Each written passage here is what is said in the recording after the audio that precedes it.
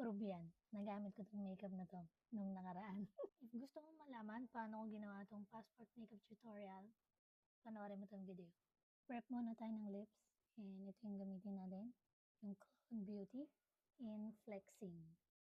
Ang ganda nito sa lips. Okay?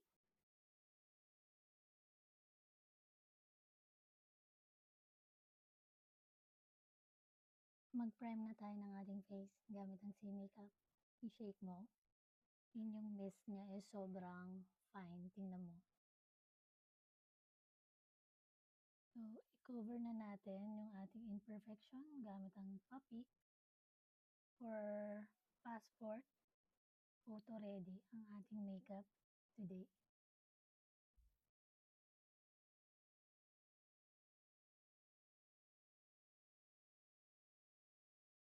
Magandang maglagay ng mga ganito kapag meron kang mga dark circles dito around sa iyong eye area.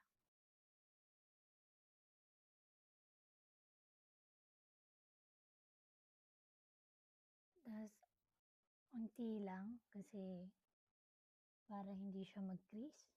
A little goes a long way. Then ito, naglalagay din ako dito sa eyelid. Ito na yung pinaka eye primer ko. Concealer na eye primer pa. For my base, ang gagamitin ko is itong Easy. Yan, marami na sa akin yan. Dot lang.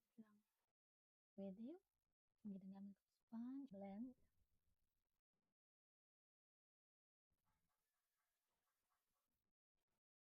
Okay na yung ating base. Ang ganda, di ba? Para sa eyeshadow, gagamitin ko itong Peripera. And ito yung gagamitin natin, base. As in, ayan lang. So, ganyan lang. Tap mo excess. Ayan na naman siya. Lagay tayo ng eyeliner. Pero yung eyeliner natin is konti lang. Ito yung gagamitin ko. Brown na eyeshadow.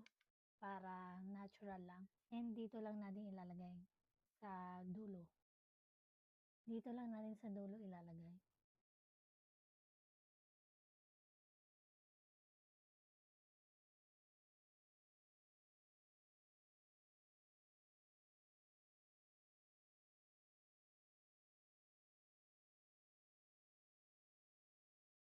Kumbaga, in-extend lang natin ng konti yung ating eyes.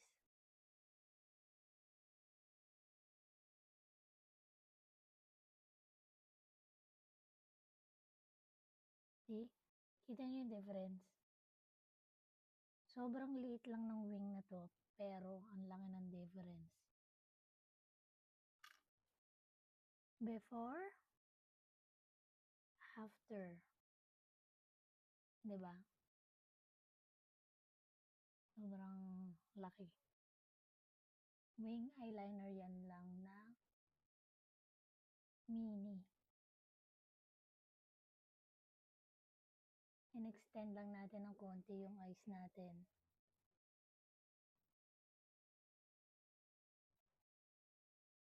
Good as nag-pop yung ating mata.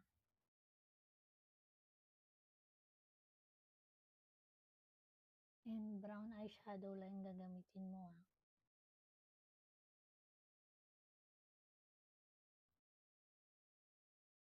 Para hindi tayo masita.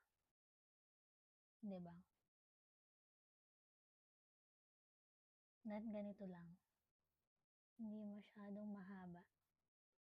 So, ang gagamitin naman natin is itong AOSL ng GMCY pero highlights lang yung lalagyan natin. Hindi tayo mag-create ng shadow.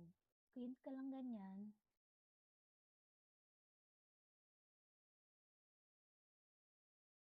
Diba? Before, after. Quint kang ganyan. Tapos lagyan mo.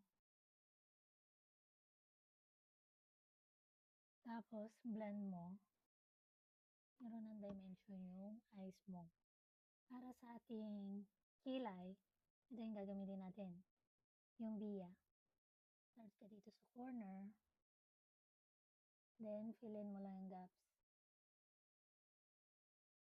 I-follow mo lang din yung hair strokes ng iyong kilay.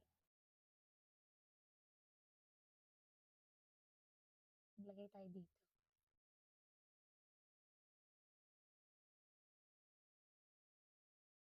Before, after. 'Di ba? Ang ganda ng kilay natin.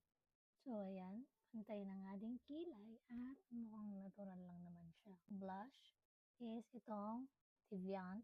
Dito ka lang maglagay ng blush.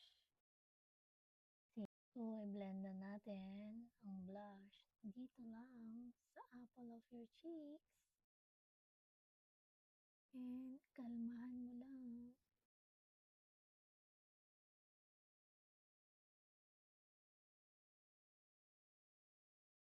Gamitin na natin itong Deviant ulit sa lips.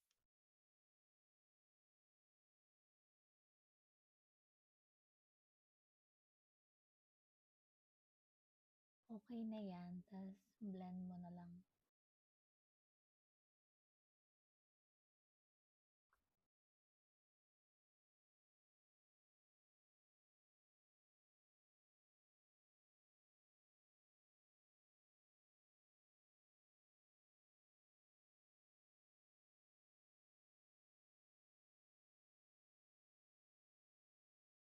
Diba? So here's the final look. Ang passport proof photo.